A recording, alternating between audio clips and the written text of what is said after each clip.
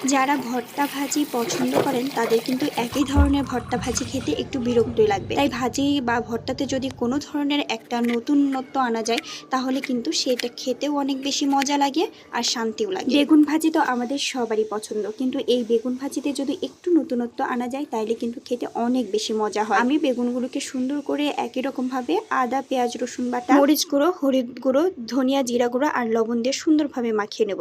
আর দিয়ে দিব সরিষার তেল। সরিষার তেল দিয়ে মাখালে মশলাগুলো সুন্দরভাবে বেগুনের গায়ে বসে যায় আর এটা খেতেও মজা হয়। আমি বেগুনগুলোকে মাখিয়ে রেস্টে রেখে দিব। আর এখানে নিয়ে নিব আটার গুঁড়ি। আটার গুঁড়ির সাথে আমি এখানে কালো গোলমরিচ গুঁড়ো দিয়ে সুন্দর করে আটা এবং গোলমরিচ গুঁড়োটাকে মাখিয়ে নিয়েছি।